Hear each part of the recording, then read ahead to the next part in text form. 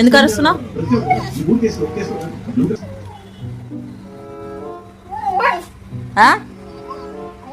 ఆగలేవా? ఉండదాకా ఆగలేవా? తీస్తున్నా కదా, తీస్తున్నానా లేదా? ఇట్లనే తింటారా? వండినాక తింటారా? కూసో.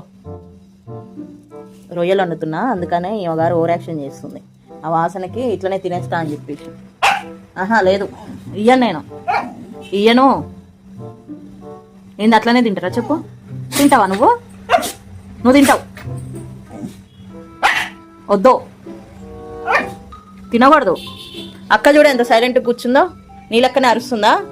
లాస్ట్కి జూలీ కూడా వెళ్ళిపోయింది బయటికి. ఎందుకులే అని నువ్వే చేస్తున్నావు, ఎక్కువ చేస్తున్నావు నువ్వు. వాళ్ళని చూసి బుద్ధి తెచ్చుకో నువ్వు. చూడు అక్క చూడు ఎంత మంచిగా కూర్చుందో. అట్లా కూర్చోవాలి, సాపుకొని అట్లా కూర్చోవాలన్నమాట. అట్లా కూర్చోవాలి సైలెంట్గా.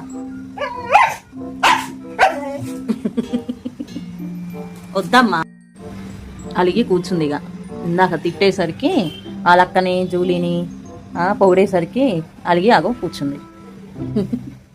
అలకలు బాగా వస్తాయి, వీటికేం తక్కువ లేదు. ఆమె తిన్నావా? మొత్తానికి తినేసింది. రొయ్యలు వండేటప్పుడు ఆమె గోల గోల చేసింది పెట్టమని. వండినాక పెట్టేశాక తిన్నది మంచిగా, ఇక హాయిగా పండుకుంది. మేమెవరు పండుకోవద్దా? నీ పక్కన పడుకోవద్దా? వద్దా?